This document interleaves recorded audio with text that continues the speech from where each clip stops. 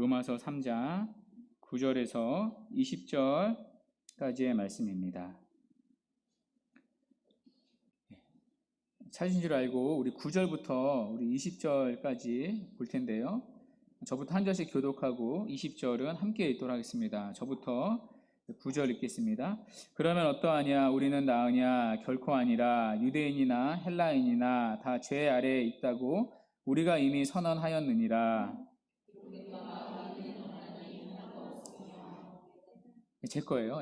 깨닫는 자도 없고 하나님을 찾는 자도 없고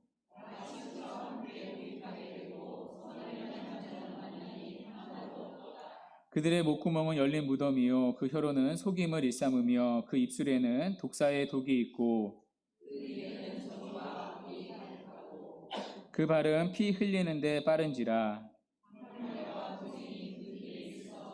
평강의 길을 알지 못하였고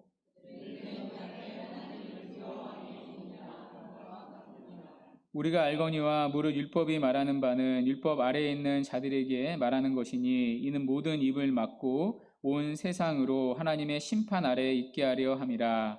그러므로 율법의 행위로 그의 앞에 의롭다 하심을 얻을 육체가 없나니 율법으로는 죄를 깨달음이니라. 아멘. 로마서는 복음을 설명하는 책입니다. 복음은 기쁜 소식입니다.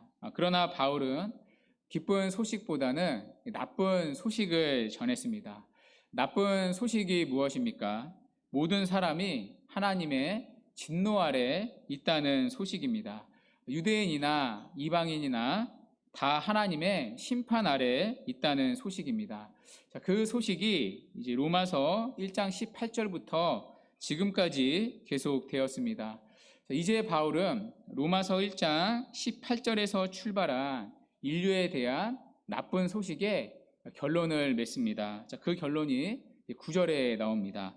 그러면 어떠하냐? 우리는 나으냐? 여기 우리는 사도 바울을 포함한 우리입니다. 우리는 나으냐? 결코 아니라. 유대인이나 헬라인이나 다 죄 아래에 있다고 우리가 이미 선언하였느니라. 바울은 이미 앞에서 선언했습니다. 유대인이나 헬라인이나 다 하나님의 심판 아래에 있다고 선언을 했습니다. 그 심판의 선언이 로마서 1장 18절부터 시작이 되었습니다. 오늘 바울은 그 선언에 마침표를 찍습니다. 유대인이나 헬라인이나 다 죄 아래에 있다는 것입니다. 죄 아래에 있다는 것은요, 죄의 지배 아래에 있다는 뜻입니다. 그러니까 사람이 죄를 지배하는 게 아니라 죄가 사람을 지배합니다. 그러니까 죄가 사람을 지배하기 때문에 사람은 죄의 종, 죄의 노예입니다. 그러니까 죄가 사람의 주인이고 사람은 죄의 종입니다. 종은 어떠한 존재입니까? 종에게는 자유가 없습니다. 종은 시키는 대로 해야 합니다. 죄의 종이기 때문에 사람은 죄로부터 자유가 없습니다. 죄가 시키는 대로 움직일 뿐입니다. 그래서 사람은 죄를 안 지을 수가 없습니다. 실제로 그렇지 않습니까? 말씀대로 사는 것, 이 악물고 하려 해도 안 됩니다. 그런데 나쁜 일은요, 별 다른 노력 없이 저절로 됩니다.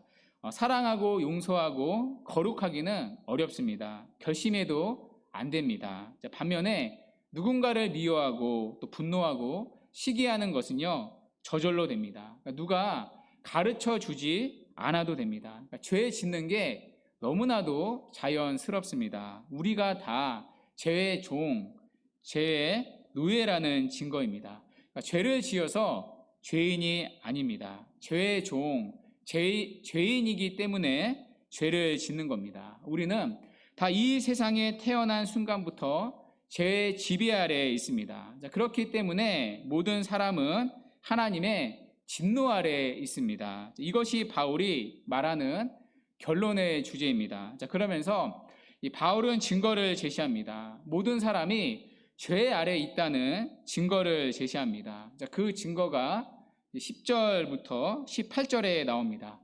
특별히 바울은요, 구약 성경을 가지고 증거합니다. 그래서 여러분이 가진 성경책을 한번 보십시오. 10절부터 보면요, 이렇게 앞에 각주가 하나씩 달려져 있습니다. 제가 가진 성경책으로는 니은, 디귿, 리을, 미음, 비읍, 시옷 이 순으로 구절마다 각주가 달려져 있습니다. 각주를 따라서 밑으로 내려가면요, 각주마다 구약의 구절이 쓰여져 있습니다. 주로 시편을 인용을 했는데요, 이렇게 바울은 쉬지 않고 구약의 여러 구절들을 인용하면서 세상 모든 사람이 다 죄 아래에 있다는 사실을 증거합니다. 자, 그 증거를 하나씩 살펴보겠습니다. 첫 번째 증거가 10절에 나옵니다. 기록된 바 의인은 없나니 하나도 없다고 말합니다. 자, 여기 의인은 누구를 가리킵니까? 여기 의인은요, 선하고 착한 사람이 아닙니다. 그러니까 성경이 말하는 의인은 그런 세상의 개념이 아닙니다. 자, 그렇다면 성경이 말하는 의인은 누구를 가리킵니까? 자, 그것을 우리는 구약을 통해 확인할 수 있습니다. 자, 신명기 6장 25절 말씀인데요, 우리 함께 한번 읽어볼게요. 시작. 우리가 그 명령하신 대로 이 모든 명령을 우리 하나님 여호와 앞에서 그것이 곧 우리의 의로움이라 할지니라. 아멘. 자, 누가 의로운 사람입니까? 하나님의 명령을 삼가 지키는 자입니다.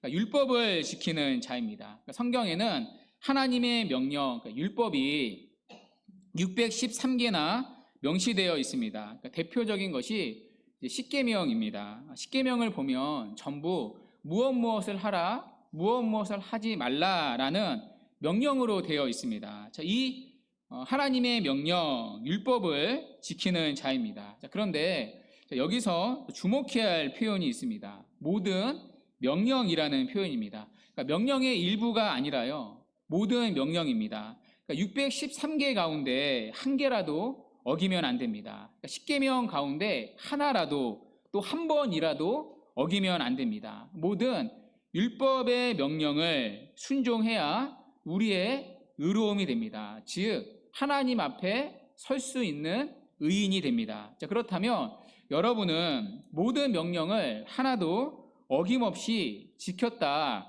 말할 수 있습니까?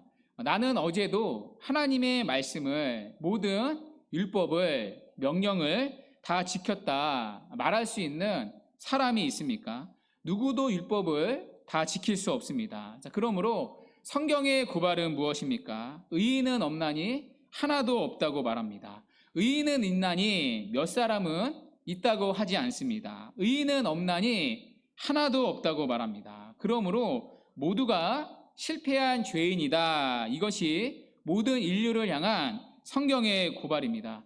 물론 우리는요, 이렇게 생각할 수 있습니다. 아니, 그래도 내가 저 사람보다는 낫지 않습니까? 저 사람보다는 상대적으로 내가 의롭지 않습니까? 내가 저 감옥에 들어간 사람보다는 내가 좀 더 의롭지 않습니까? 자, 그러나 성경이 말하는 의인은요, 상대적인 개념이 아닙니다. 그러니까 절대적인 개념입니다. 모든 명령을 지키는 자입니다. 말씀의 하나라도 한 번이라도 어기면 안 됩니다. 자, 그러므로 모두가 하나님 앞에서는 죄인일 뿐입니다. 자, 그래서 로마서 3장 23절은요 이렇게 말씀합니다. 모든 사람이 죄를 범하였음에 하나님의 영광에 이르지 못하더니. 자, 헨리 몰리 주교는요 이 구절을 이렇게 풀이를 했습니다.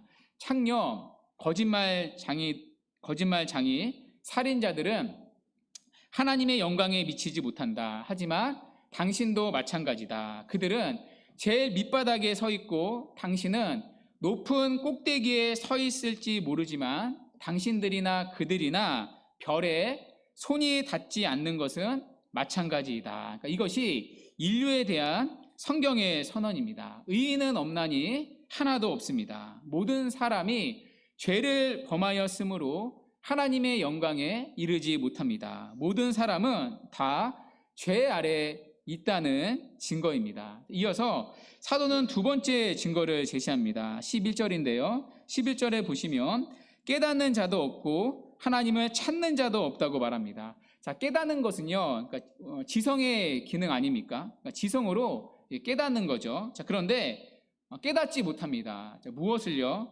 무엇을 깨닫지 못합니까? 여기 깨닫는다는 것은요, 하나님에 대한 영적인 진리를 말합니다. 그러니까 세상적인 지식에 대해서는요, 깨닫고 분별합니다. 그러나 하나님에 대한 진리, 구원에 대한 진리는 깨닫지 못합니다.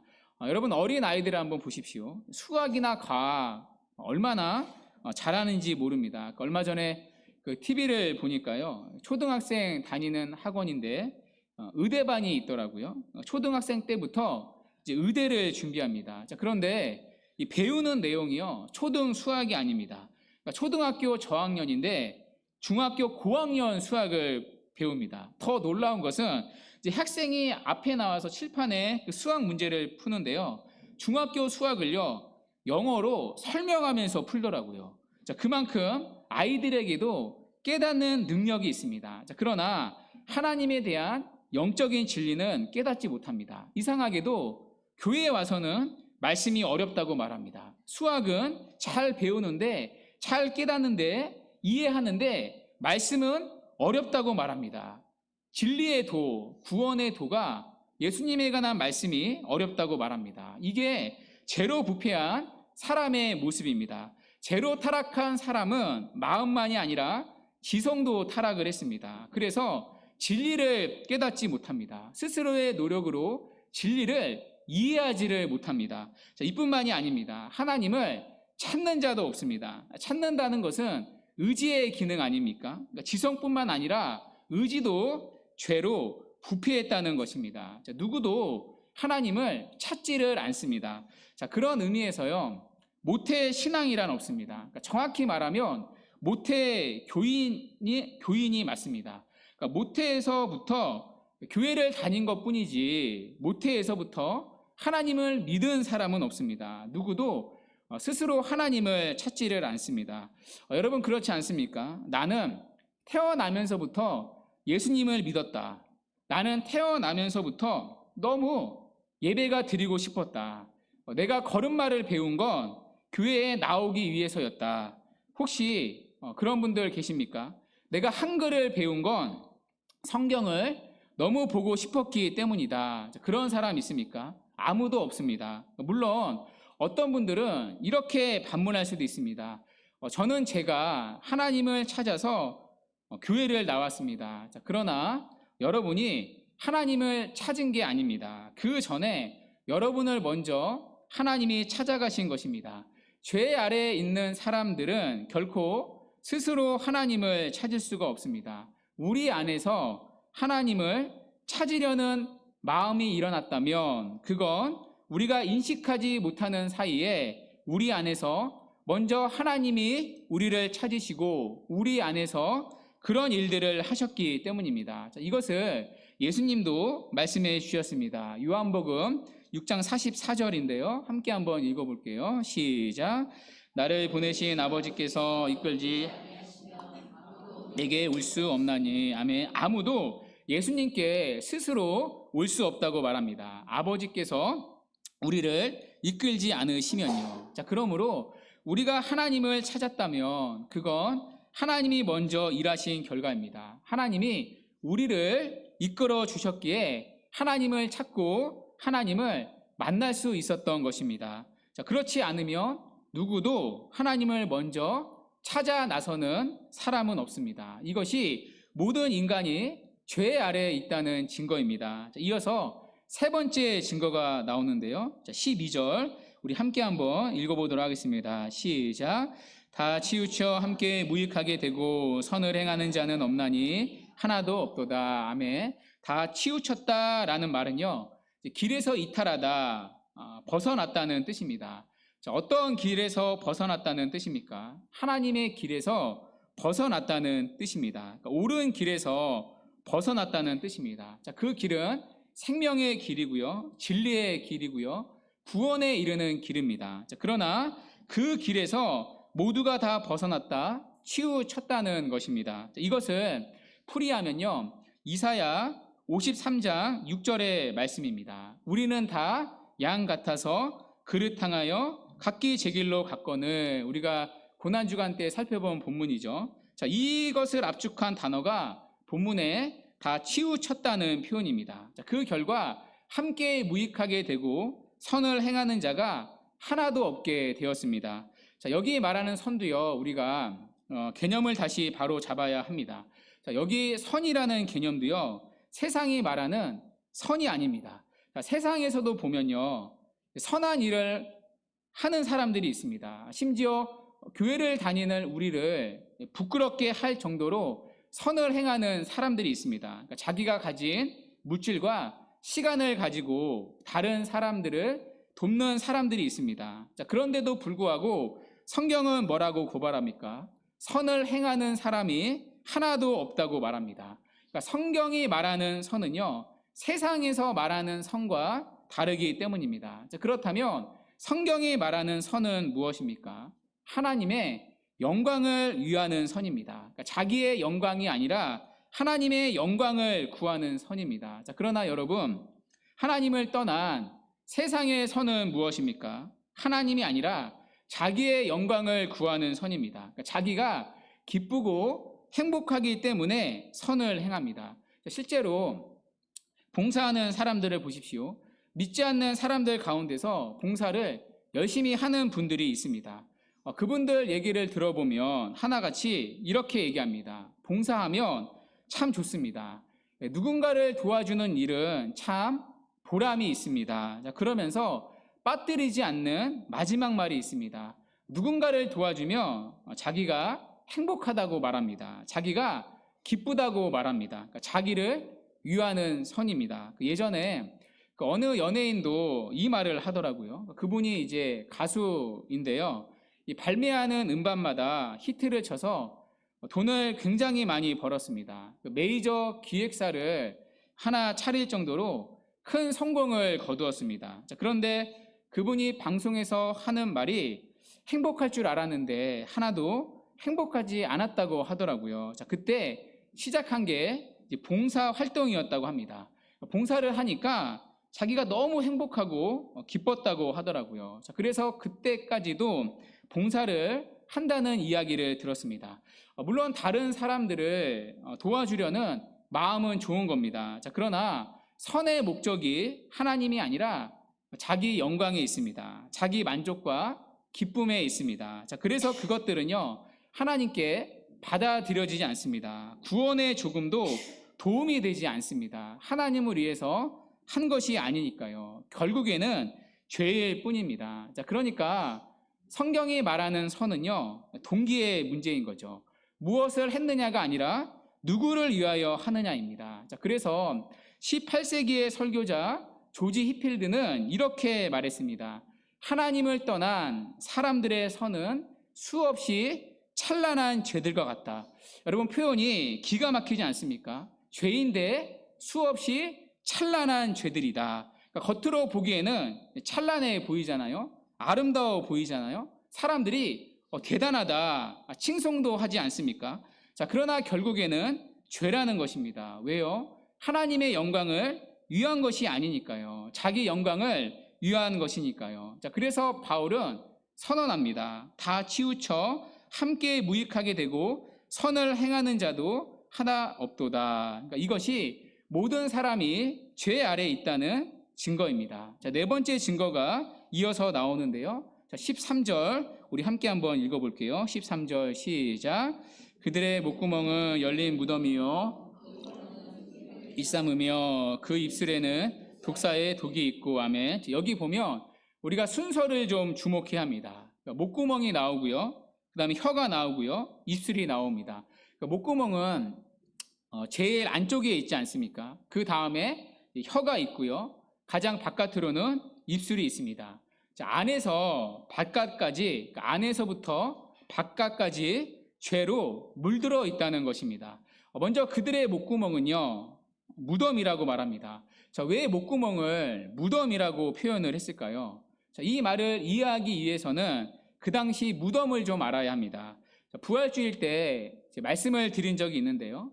이 당시 무덤은 우리나라 무덤과 다릅니다. 흙으로 파서 묻는 무덤이 아니라 굴에다가 시신을 넣습니다. 그리고 굴 입구를 큰 돌로 막았습니다. 그런데 관리가 허술해서 간혹가다 이 돌이 굴려질 때가 있습니다. 자, 그러면 무덤 입구가 열리지 않습니까? 자, 그러면 어떻게 되겠습니까? 열린 무덤 사이로 시체 썩은 냄새가 밖으로 나옵니다. 혹시 시체 썩은 냄새 맡아보셨습니까? 저는 맡아본 적이 없는데요. 굉장히 역하고 구토가 나는 악취라고 합니다. 자, 그게 열린 무덤입니다. 자, 그런데 성경의 고발은 무엇입니까? 우리의 목구멍이 열린 무덤과 같다는 것입니다. 우리의 목구멍에서 그런 시체 썩는 악취가 나온다는 것입니다. 그래서 타인을 역겹게 하고 고통을 주는 말들을 뿜어낸다는 것입니다. 자, 그리고 이어서 그 혀로는 속임을 일삼는다고 말합니다. 이 속인다는 말은요, 그러니까 이중적인 태도를 뜻합니다. 그러니까 앞에서 하는 말과 뒤에서 하는 말이 다르다는 뜻입니다. 그러니까 사람들 앞에서는 막 칭찬을 하지만 뒤돌아서서는 흉을 보고 험담하는 것을 말합니다. 그러니까 언어 생활에 이제 이중성을 지적을 하는 거죠. 그것이 혀로 속임을 일삼는다는 뜻입니다. 자, 이어서 그 입술에는 독사의 독이 있다고 말합니다. 자, 우리말 성경에는요, 이 독사, 그러니까 단수로 되어 있는데요. 원어를 보면 독사가 아니라 독사들입니다. 여러분, 독사에 이제 물리면 그 독이 우리 몸에 들어와서 즉사하지 않습니까? 자, 그런데 한 마리가 아니라 여러 마리의 독사들의 독이 들어있다는 것입니다. 어디에요? 우리의 입술이에요. 그만큼 우리의 입술이 사람들을 죽이는 치명적인 죄의 도구, 살인 도구라는 것입니다. 자, 그래서 바울은 14절에서 이렇게 말합니다. 그 입에는 저주와 악독이 가득하고 축복과 감사가 가득하지 않습니다. 저주와 악독이 가득합니다. 우리는 누군가가 잘 되는 것을 좋아하지 않습니다. 죄로 물든 우리의 본성은요, 하나님을 싫어할 뿐만 아니라 하나님을 향해서도 저주와 악독만 붙는 것이 아니라 타락한 우리의 본성은 타인이 잘 되는 것도 싫어합니다. 타인이 절망하고 실패하는 모습을 보면 좋아합니다. 사촌이라도 땅을 사면 배 아프지 않습니까? 자, 그래서 타인이 잘 되든 못 되든 우리의 부패한 입술은 저주와 악독을 분비합니다. 이런 말이 있지 않습니까? 기쁨을 나누면 질투가 되고 슬픔을 나누면 약점이 된다. 그러니까 우리의 입에는 저주와 악독이 가득하기 때문입니다. 이렇게 바울은 인간의 부패한 언어 생활, 입술을 지적합니다. 목 구멍에서부터 시작해서 혀에서 입술로, 안에서부터 바깥으로 나오는 순서를 통하여서 죄로 물든 우리가 하나님의 선물인 언어를 가지고 사람을 죽이고 파멸시키는 인간의 부패한 모습을 지적합니다. 이처럼 사람들은요, 무엇으로도 죄를 짓는다는 것입니까? 자신들의 입으로도 쉴 새 없이 죄를 짓는다는 것입니다. 자, 그런데 이런 것들이 다 어디서 나오는 것들입니까? 우리의 마음으로부터 나오는 것들입니다. 예수님은 마가복음 7장에서 말씀을 하셨습니다. 입에서 나오는 것들은 마음에서 나오나니 이것이야말로 사람을 더럽게 하느니라. 그러니까 입에서 나오는 것들은요, 마음에서 나오는 것들입니다. 그러니까 마음이 썩었기 때문에 입에서 썩은 것들이 나오는 것입니다. 자, 그래서 그런 말이 있지 않습니까? 그 사람의 말을 들어보면 그 사람의 마음을 알 수가 있다. 입에서 나쁜 말이 나온다는 것은요, 언어의 문제가 아닙니다. 어휘의 문제가 아니라 내면이, 속이 부패하고 있다는 영적인 증거입니다. 자, 그러므로 입의 저주와 악독이 가득하는 말은요, 우리의 마음이 그렇게 죄로 부패했다는 증거입니다. 이것이 모든 인간이 죄 아래에 있다는 또 다른 증거입니다. 자, 이어서 다섯 번째 증거가 나오는데요. 자, 다섯 번째 증거는 이제 행실로 짓는 죄입니다. 앞에서는 말로, 입술로 짓는 죄를 말하지 않았습니까? 이번에는 이제 행실로 짓는 죄입니다. 15절인데요. 그 발은 피 흘리는데 빠른지라. 자, 발은 또 어디에 빠르대요? 피 흘리는데 빠릅니다. 그러니까 발은 행동을 나타내지 않습니까? 그러니까 타락한 인간은 어디에 빠릅니까? 피 흘리는데 빠릅니다. 그러니까 다른 사람을 살리는 일이 아니라 죽이는 일에 빠릅니다. 어떻게 하면 저 사람을 더 곤란에 빠뜨릴까? 어떻게 하면 내가 저 사람을 누르고 더 높이 올라갈까? 여러분, 세상에 나가면 다 적이지 않습니까? 어떻게 하면 저 사람의 것을 빼앗을 수 있을까? 그것이 인기든 명예든 부든 자원이든 어떻게 하면 저 사람의 것을 빼앗을 수 있을까? 자, 그래서 일어나는 것이 전쟁의 역사 아닙니까? 우리의 발은요, 피 흘리는데 빠릅니다. 우리의 발도 죄된 곳으로만 걸어갑니다. 자, 그 결과가 16절과 17절입니다. 파멸과 고생이 그 길에 있어 평강의 길을 알지 못하였고, 그러니까 평강의 길을 알지를 못합니다. 하나님을 떠난 죄인의 마음에는요, 평강이 없습니다. 여러분, 우리가 그것을 경험하지 않습니까? 죄를 지으면요, 평강이 없습니다. 평안하지 않습니다. 이 죄책감 때문에 불편합니다. 뿐만 아니라 죄를 들키면 어떡하지? 죄를 숨기느라 평안하지 않습니다. 이것이 모든 인간이 죄 아래에 있다는 증거입니다. 자, 마지막 6번째 증거가 18절에 나오는데요. 자, 우리 18절은 우리 함께 읽도록 하겠습니다. 시작. 그들의 눈앞에 하나님을 두려움이 없느니라 함과 같으니라. 아멘. 자, 18절은요, 번역을 좀 다시 해야 합니다.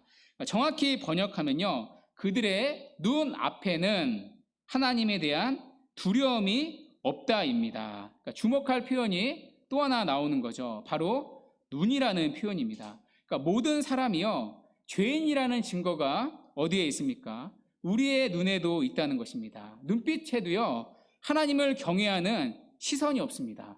그들의 눈빛에는요, 교만으로 가득 차 있습니다. 어떤 교만일까요?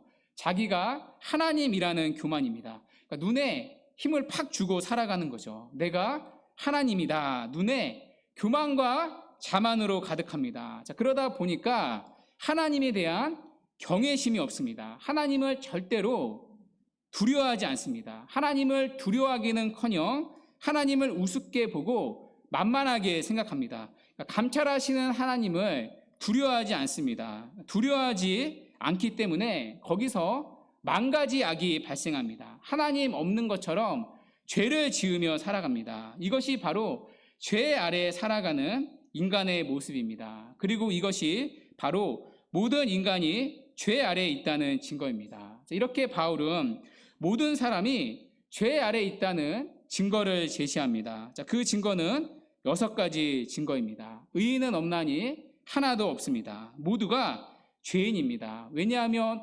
모두가 하나님의 명령, 율법을 완전히 지킬 수 없기 때문입니다. 또 깨닫는 자도 없고 하나님을 찾는 자도 없습니다. 우리의 지성도 타락을 해서 하나님에 대한 진리를 깨닫지 못합니다. 또 우리의 의지도 타락을 해서 하나님을 찾는 자도 없습니다. 또 다 치우쳐 무익하게 되고 선을 행하는 자가 하나도 없습니다. 하나님이 받을 만한 그 어떤 선을 행하지 못합니다. 또 우리의 목구멍은 열린 무덤이요, 그 혀로는 속임을 일삼으며 그 입술에는 독사의 독들이 있습니다. 우리는 입술로도 쉴 새 없이 죄를 지으며 살아갑니다. 우리의 입술만이 아닙니다. 그 발은 피 흘리는 데 빠른 발이어서 발로도 죄를 지으며 살아갑니다. 자, 그리고 눈으로도 죄를 지으며 살아갑니다. 그들의 눈앞에는 하나님에 대한 두려움이 없습니다. 하나님을 두려워하지 않기 때문에 만 가지 악이 발생합니다. 성경이 말하는 고발은 무엇입니까? 그만큼 인간은 죄로 인해 부패했다는 것입니다. 머리부터 발끝까지 다 부패했다는 것입니다. 이것을 교리적으로 전적 부패라고 말합니다. 인간은 머리부터 발끝까지 인간의 지성과 감정과 의지가 다 죄로 부패했다는 뜻입니다. 마음으로만이 아니라 행동으로도, 우리의 입으로도, 눈으로도 발까지 다 죄로 치우쳐 살아간다는 것입니다. 그러므로 바울이 말했던 결론의 주제가 무엇입니까? 유대인이나 헬라인이나 다 모두가 죄 아래에 있다는 것입니다. 그렇기 때문에 모두가 다 하나님의 심판 아래에 있다는 것입니다. 모두가 다 전적으로 부패한 죄인이기 때문입니다. 자, 그래서 오늘 본문을 다시 보십시오. 보시면 없다라는 말이 반복되어 나타납니다. 9절에 그러면 어떠하냐? 우리는 나으냐? 결코 아니라 없다라는 뜻입니다. 또 10절에 의인은 없나니 하나도 없고, 11절에 깨닫는 자도 없고 하나님을 찾는 자도 없고, 12절에 선을 행하는 자는 없나니 하나도 없도다. 없고라는 말이요 쉼없이 나옵니다. 7번이나 반복되어 나옵니다. 없다는 것입니다. 무엇이요? 우리에게는 의가 하나도 없다는 것입니다. 의로우신 하나님 앞에 설 수 있는 의가 누구에게도 없다는 것입니다. 자, 그래서 바울이 우리를 끌고 가는 최종적인 결론이 무엇입니까? 자, 그 최종적인 결론이 19절과 20절입니다. 우리 19절은 함께 읽도록 하겠습니다. 시작. 우리가 알거니와 무릇 율법이 말하는 바는 율법 아래에 있는 이는 모든 입을 막고 온 세상으로 하나님의 심판 아래에 있게 하려 함이라. 아멘. 우리는 더 이상 할 말이 없다는 것입니다. 누구 앞에서요? 하나님 앞에서요. 저는 죄인이 아닙니다. 어떻게 제가 죄인입니까? 저는 죄인이 아닙니다. 라고 하나님 앞에 입을 열 수가 없다는 것입니다. 자동적으로 율법의 고발 앞에 입틀막이 된다는 것입니다. 왜냐하면 이 성경의 고발 앞에, 율법의 고발 앞에 나는 아닙니다 라고 할 수 있는 사람은 우리 가운데 아무도 없기 때문입니다. 아니요, 나는 의인입니다. 나는 하나님의 모든 명령을, 율법의 모든 계명을 다 지켰습니다. 의인은 있나니 여기에 있습니다 라고 할 수 있는 사람은 아무도 없기 때문입니다. 아니요, 나는 깨달았습니다. 나는 스스로 하나님의 진리를 깨달았습니다. 그래서 나는 스스로 하나님을 찾았습니다 라고 할 수 있는 사람은 아무도 없기 때문입니다. 아니요, 나는 선을 행했습니다. 나는 하나님의 영광을 위하여서만 선을 행했습니다. 나를 위해서 드러내기 위해서 한 적이 한 번도 없습니다 라고 할 수 있는 사람도 아무도 없기 때문입니다. 아니요, 나는 입술로도 죄를 지은 적이 한 번도 없습니다. 혀로는 속임이 없고 누군가를 비방하고 욕한 것 같은 그런 독사의 독들을 내뱉은 적이 한 번도 없습니다 라고 할 수 있는 사람은 아무도 없기 때문입니다. 아니요, 나의 발은 피 흘리는 대로 간 적이 한 번도 없습니다. 나의 발은 죄악된 곳으로 간 적이 한 번도 없습니다. 나의 발에는 부끄러움이 하나도 없습니다 라고 말할 수 있는 사람은 아무도 없기 때문입니다. 아니요, 나는 내 눈앞에 있는 하나님을 한순간도 두려워하지 않은 적이 없습니다. 그래서 나는 보시고 아시는 하나님 앞에 어떠한 죄도 지은 적이 없습니다. 비록 죄의 충동이 늘 마음에서 일어났지만 그럼에도 나는 늘 죄를 멀리했습니다. 그래서 나는 하나님 앞에 떳떳합니다 라고 말할 수 있는 사람은 아무도 없기 때문입니다. 이 율법의 고발 앞에서 우리는 모든 잎이 닫혀질 수밖에 없습니다. 나는 죄인이 아닙니다. 나는 하나님의 심판을 받을 만한 사람이 아닙니다. 나는 하나님의 심판과 아무런 상관이 없습니다 라고 말할 수 있는 사람은 누구도 없습니다. 우리 모두는 하나님의 심판 아래 있음을 인정할 수밖에 없습니다. 왜냐하면 율법으로는 의롭다 하심을 얻을 수 없기 때문입니다. 의인은 없나니 하나도 없기 때문입니다. 우리의 행위로는 누구도 구원을 얻을 수 없기 때문입니다. 자, 그래서 바울은 20절에서 이렇게 결론을 내립니다. 그러므로 율법의 행위로 그의 앞에 의롭다 하심을 얻을 육체가 없나니 누구도 율법을 지켜서는 구원을 받을 수 없다는 것입니다. 왜냐하면 율법으로는 죄를 깨달을 뿐이기 때문입니다. 이것이 율법의 기능입니다. 율법은 지켜서 구원을 받으라고 주신 게 아닙니다. 우리가 지난주에 살펴보지 않았습니까? 율법은요, 우리가 몇 점짜리 죄인인지를 보게 합니다. 그래서 율법은 마치 거울과 같습니다. 거울을 통해 우리는 때가 어디에 묻었는지를 알게 됩니다. 자, 그것처럼 율법은요, 우리의 죄를 보여줍니다. 율법이 없으면, 하나님의 말씀이 없으면요, 우리가 얼마나 죄인인지를 보지를 못합니다.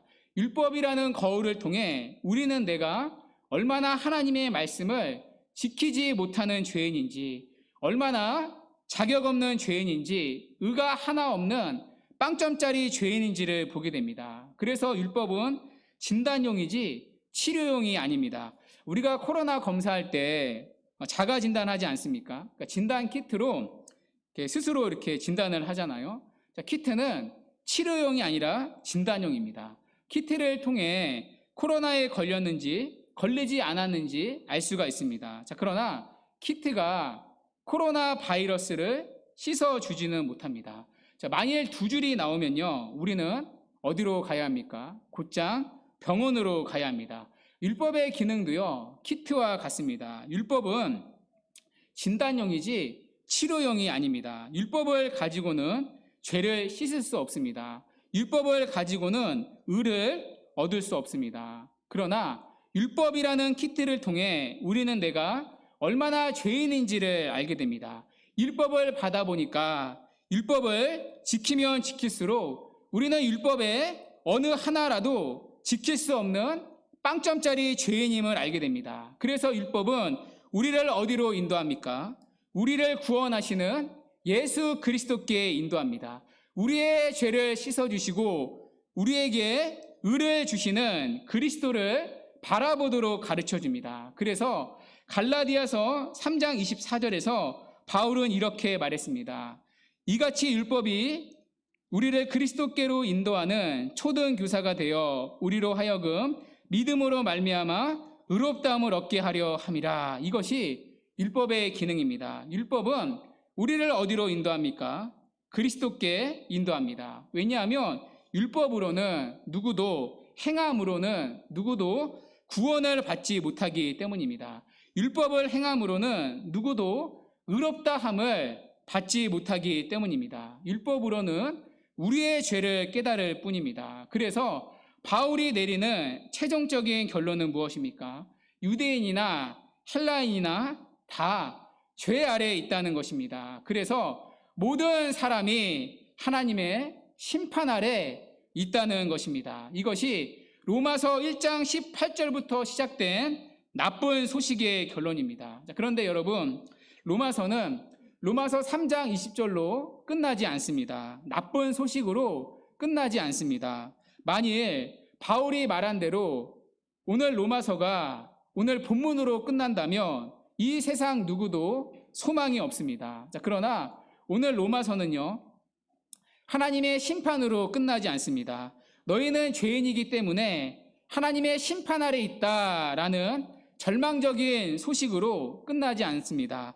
우리가 다음 시간에 살펴보겠지만 21절이 있습니다. 21절은요, 이제는 이라고 시작됩니다. 그런데 원문으로 보면요, 그러나라는 반전 접속사가 있습니다. 그러나 이제는입니다. 그러니까 위대한 반전이 있습니다. 죄인에게 들리는 기쁜 소식이 있습니다. 그러나 이제는 기쁜 소식이 있다는 것입니다. 무엇입니까?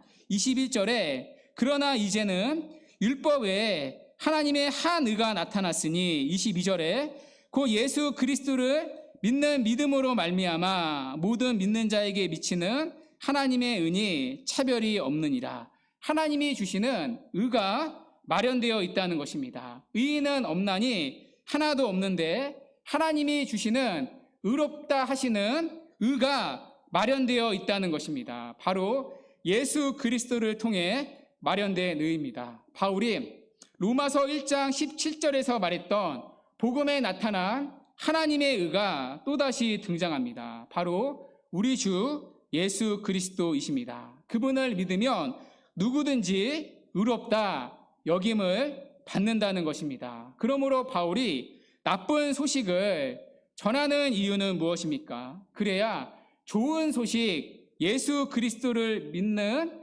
믿음의 자리로 나오기 때문입니다. 이것이 바울이 나쁜 소식을 전했던 이유입니다. 그러므로 주 안에 사랑하는 여러분, 오늘 말씀을 들으면서 어떠셨습니까? 또다시 나는 하나님 앞에 빈틈없는 죄인이다, 하나님 앞에 고개를 숙이셨습니까? 또다시 하나님 앞에 저는 할 말이 없는 죄인입니다, 죄인이기 때문에 하나님의 심판밖에는 받을 것이 없습니다, 또다시 고백이 되셨습니까? 그렇다면 여러분에게는 소망이 있습니다. 여러분들에게는 복음이 준비되어 있기 때문입니다. 그리고 복음이 여러분의 것이기 때문입니다. 예수님은 말씀하셨습니다. 내가 의인이 아니라 죄인을 부르러 왔노라 말씀하셨습니다. 오늘 이 복음이 죄인된 저와 여러분을 위하여 준비된 것입니다. 그러므로 주 안에 사랑하는 여러분, 내가 하나님 앞에 죄인이라고 고백할 수 있는 것, 그것이 가장 큰, 가장 귀한 은혜입니다. 누구나 다 내가 죄인이라고 고백하는 것이 아닙니다. 누구나 다 자기 죄를 보면서 애통해 하는 것이 아닙니다. 오직 은혜를 입은 자만이 자기 죄를 보면서 애통해 할 수가 있습니다. 그래서 예수님이 말씀하신 팔복 중에 하나가 무엇입니까? 애통하는 자는 복이 있나니 그들이 위로를 받을 것이라 했습니다. 죄인에게 주시는 참된 위로, 교회에 준비된, 교회에 주시는 진정한 위로. 왜냐하면 그 사람에게는 복음의 위로가 준비되었기 때문입니다. 그래서 구원받은 성도는요, 오늘 우리가 부른 찬양의 가사처럼 고백하는 자입니다. 인애하신 구세주여 내가 비오니 죄인 오라 하실 때에 나를 부르소서. 주여 주여 내가 비오니 의인 오라 하실 때가 아니라 죄인 오라 하실 때에 날 부르소서. 죄인이라는 것이 하나님 앞에 부끄럽지 않습니다. 죄인이라는 것이 너무나도 자랑스럽습니다. 역설적인 은혜인데요, 나를 가리켜서 죄인이다 말하는 설교가 불편하지 않습니다. 너무나 좋습니다. 얼마나 좋은지 말씀을 들으면서 내가 죄인이다 라고 깨달아지는 것이 눈물 나고 감사합니다. 왜냐하면 그렇기 때문에 예수 믿는 믿음이 내 안에 더 고백되고 드러나기 때문입니다. 그렇기 때문에 예수님만이 나의 구원자라는 고백이 더욱더 선명해지기 때문입니다. 그렇기 때문에 복음이 정말 너무나도 기쁜 소식이 되기 때문입니다. 그렇다면 여러분은 어떠십니까? 여러분은 오늘도 또다시 나는 죄인이라는 사실이 깨달아지셨습니까? 그래서 오늘도 내가 의지할 분은 예수님 밖에는 없다는 사실이 고백이 되십니까? 그렇다면 주 안에 사랑하는 여러분, 감사하십시오. 복음이 여러분의 것이기 때문입니다. 복음에 나타난 하나님의 의가 여러분의 것이기 때문입니다. 우리 스스로는 마련할 수 없는 하나님이 요구하시는 그 의를 믿음으로 얻었기 때문입니다. 그래서 지옥이 아니라 천국이, 하나님의 나라가 여러분의 것이기 때문입니다. 마지막으로 우리가 한 주를 살아야 할 방향이 있습니다. 바로 오늘 본문에 나타나는 방향을 거슬리는 방향인데요, 우리는 복음의 은혜로 구원받은 자입니다. 자, 그렇다면 다르게 살아야 합니다. 우리는 열린 무덤 같은 목구멍으로 하나님의 사랑을 고백하고 하나님을 찬양해야 합니다. 우리의 입술로는 다른 사람들을 죽이는 게 아니라 사람을 살리는 생명의 말을 해야 합니다. 또 날마다 하나님을 깨달아 알아가고 하나님을 찾아야 합니다. 또 하나님의 영광을 위하여 선을 행해야 합니다. 또 우리의 발은 아름다운 소식을 전하는 복음의 발이 되어야 합니다. 그리고 우리의 눈이 늘 하나님을 두려워하는 경외의 눈이 되어야 합니다. 물론 이렇게 우리가 온전히 살아갈 수는 없습니다. 부패한 죄인이기 때문에 넘어질 수밖에 없습니다. 그때마다 우리는 복음에 나타난 하나님의 의, 그리스도를 또다시 붙잡아야 합니다. 우리를 의롭다 하시는 복음으로 돌아와 복음을 굳게 붙잡아야 합니다. 그리고 다시 그 복음의 은혜를 힘입어서 하나님을 위해서 살아가야 합니다. 그렇게 새롭게 시작되는 한 주도 복음의 은혜를 힘입어서 하나님을 위하여 살아가는 우리의 걸음이 되기를 주님의 이름으로 간절히 축원합니다. 네.